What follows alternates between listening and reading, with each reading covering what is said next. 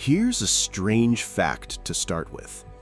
Right now, in 2026, the battery industry is actively trying to get rid of cobalt. Car makers are switching to a chemistry called LFP, lithium iron phosphate, specifically because it needs zero cobalt. It's already over half the global EV battery market. Analysts expect it to keep climbing. The reasons companies give are cost and supply chain risk. Almost nobody frames it publicly as a moral decision. Which means we might be watching in real time the end of a humanitarian disaster for reasons that have nothing to do with humanitarianism. Keep that thought in your pocket. We're going to come back to it because it's the real punchline of this video, not the opening shock. To get there, we need to understand what cobalt actually is, why it comes overwhelmingly from one country, and why, even though everyone in the supply chain claims to want this fixed, almost nothing has actually changed for the people digging it. To understand why cobalt matters so much, you have to go back to one man, John Goodenough. Born in 1922, Goodenough struggled with what we'd now recognize as dyslexia, though the term didn't exist yet. He nearly failed 6th grade. He taught himself to compensate, leaned hard into math and physics, and eventually made his way to Yale and then a research career in solid-state chemistry. In 1980, at Oxford, he was working on a problem that had stumped the entire battery industry. Existing lithium batteries were powerful but dangerous. They had a habit of growing tiny metallic filaments inside that could pierce the battery's separator and cause fires. Goodenough's fix was to swap the battery's positive electrode material for lithium cobalt oxide. The result, a battery that held twice the charge, stayed stable, and could be recharged thousands of times. He'd just designed the architecture behind nearly every rechargeable battery that would follow. Oxford didn't think it was worth patenting. Goodenough never made money from it. Sony commercialized it over a decade later, in 1991, and from there, it spread into every camcorder, laptop, phone, and eventually every electric vehicle on Earth. There was just one catch nobody thought much about at the time. Every one of those batteries needs cobalt.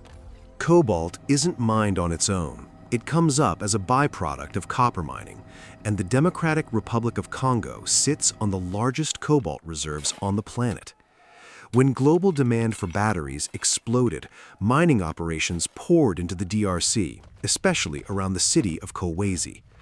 Alongside the large industrial mines, an informal economy of hand digging grew up. People digging with shovels and sacks, no machinery, no safety equipment. Researchers estimate roughly 200,000 people work this way in Congo's cobalt sector, and tens of thousands of them are children, some as young as 6. Why children specifically? A few converging reasons. Poverty. Families need every possible source of income, and even a small daily wage matters when survival is the baseline. Schooling.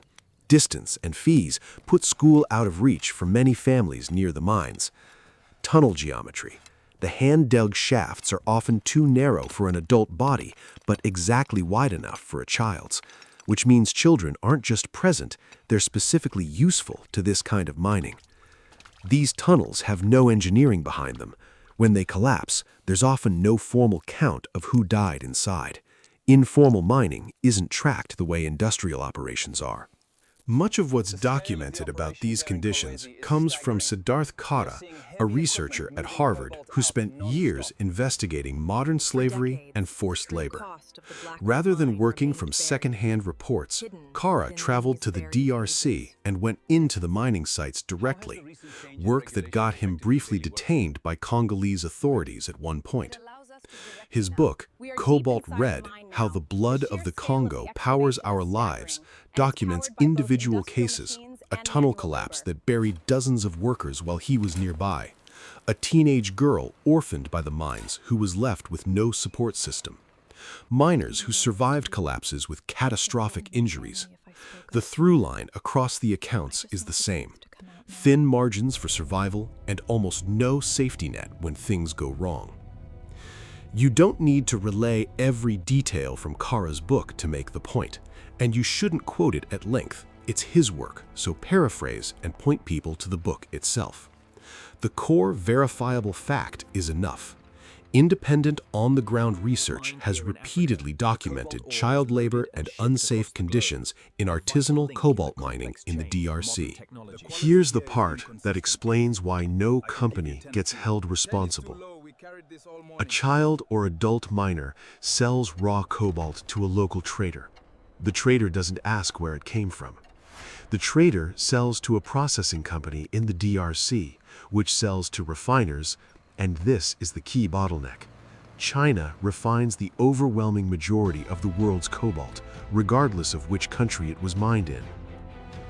Once cobalt from hand-dug, unregulated sites gets mixed with cobalt from mechanized, regulated mines during processing, it's chemically indistinguishable. There's no way to trace an individual battery back to a specific mine or a specific miner. This is the mechanism, not an accident of complexity. As long as tracing is impossible, no single company in the chain, Apple, Tesla, Google, Microsoft, or any device maker, can be shown to have used tainted cobalt specifically, even if statistically, some of what they use almost certainly passed through informal child labor-linked supply. Here's a comparison worth making that most cobalt coverage skips: blood diamonds. In the late 1990s, diamonds mined in African conflict zones to fund militias became a global scandal: blood diamonds, or conflict diamonds. The industry's answer was the Kimberley process, a certification scheme launched in 2003 where participating countries agree to only trade diamonds that can be certified as conflict-free. It's an imperfect system. Critics point out it only covers diamonds tied to armed conflict, not labor conditions or human rights more broadly. And smuggling still happens. But it did give the industry something: a shared standard, a paper trail, a way to say, "We checked." Cobalt has never had an equivalent. Part of the reason is structural. Diamonds are traceable individual stones. Cobalt gets crushed, refined, and chemically blended before it becomes a battery, which erases any physical trace of origin. But the bigger reason is that no one with market power pushed hard enough to build one, the way the diamond industry was eventually forced to after consumer boycotts and UN pressure. That's finally starting to change. The EU's battery regulation, 2023-1542, is the first serious attempt at something Kimberley process-like for batteries. Starting in phases through 2025 to 2027, companies selling batteries in the EU above a certain size will be legally required to publish a due diligence policy, trace and audit their cobalt, lithium, nickel, and graphite supply chains, and eventually attach a digital battery passport to each battery recording where its materials came from. It's not fully enforced yet. Enforcement has already been delayed once, and it only binds companies selling into the EU market, not globally. But it's the first regulatory structure that treats "we can't trace our supply chain" as a compliance failure instead of an acceptable excuse. In 2019, families from the DRC representing children killed or seriously injured in mining accidents filed suit in a U.S. court against several major tech companies, arguing they knowingly benefited from a supply chain reliant on child labor. The case was dismissed. The court's reasoning, simply purchasing cobalt through a global supply chain without direct operational control over the mines, didn't meet the legal bar for liability, even though the ruling itself acknowledged that child labor exists in cobalt supply chains that feed global demand. That's the uncomfortable core of it, a legal finding that the harm is real, paired with a finding that no one in the chain is responsible for it. When one side of a case is a family with almost no resources, And the other side is a company with a market valuation larger than most national economies. The legal and financial asymmetry is enormous before the case even begins. Fact-check note for your script. Get the exact year of the dismissal and the specific companies named right before you publish. Reporting on this case's timeline varies, and you don't want to get the date wrong on camera. This pattern isn't new. During the Industrial Revolution, British coal mines relied heavily on child labor for almost identical reasons. Small bodies fit narrow tunnels, families needed the income, and there was no meaningful safety regulation. Children worked brutal hours for a fraction of what the coal was worth. Child labor in British mines was eventually banned, but historians differ on why. Was it purely moral progress, or did it coincide with mechanization making child labor less economically necessary? Reasonable historians land in different places on how much weight to give each factor, and it's worth presenting that as a genuine open question rather than a settled one in your video. It's more honest, and it's a good hook for viewer discussion. The uncomfortable possibility worth raising: labor practices tend to shift geographically to wherever oversight and visibility are weakest, not disappear. That's a claim about a pattern, and it's fair to invite viewers to weigh it themselves rather than presenting it as certain. There have been real interventions, pilot projects that formalized artisanal mining sites, building safer shafts, banning child labor on site, paying more consistent wages, measurably reduced accidents and child labor in those specific locations. Several of these initiatives lost funding or were interrupted during COVID-19, and conditions reportedly reverted.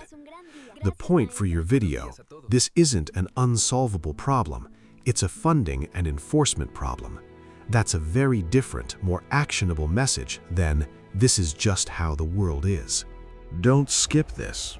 Industrial-scale cobalt extraction also uses large volumes of sulfuric acid, and acid processing has been linked to soil and water contamination in mining regions. As global cobalt demand is projected to grow sharply through 2030, driven largely by EV batteries, the environmental footprint in the DRC scales with it. This is worth a section of its own if you want a longer video, or a strong closing beat if you're keeping it tight. Remember the fact we opened with: LFP batteries, the ones with zero cobalt, are already over half the global EV battery market, and industry forecasts have them climbing further through the early 2030s. Car makers aren't switching because of Kara's book, or the lawsuit, or the EU regulation. They're switching because LFP is cheaper, safer, and doesn't expose them to a volatile single-country supply chain. Now put that next to the British coal mine question from Part 6. Was child labor banned because Britain became more moral, or because mechanization made children less economically necessary right around the same time? It's the same question, just faster this time. If cobalt demand keeps shrinking because of chemistry, not conscience, we may be about to watch the DRC's cobalt mining crisis fade from the news, not because it was fixed, but because it stopped mattering to the companies that could have fixed it. The families still living in Kolwezi won't get an apology. They'll just get a market that quietly moved on. That's worth sitting with, because it changes what progress even means here. A falling headline isn't the same as accountability. You didn't build this system, and buying a phone or an EV doesn't make you personally responsible for a mine collapse on the other side of the world. But there's a difference between not being the cause and having no relationship to the problem once you understand it. The honest, non-preachy takeaway isn't boycott these companies. A boycott would hurt Congolese mining families first, since that income, thin as it is often the only one available to them. The more useful takeaway: the fix here was never really about individual consumer choices. It's about whether regulation like the EU's battery passport gets enforced, whether formalized mining pilot programs get funded instead of quietly cut, and whether the shift away from cobalt becomes an excuse to stop paying attention rather than a reason to finally hold the remaining supply chain accountable. The metal is on its way out. Whether the accountability arrives before it does is still an open question, and it's one worth watching, not assuming answered.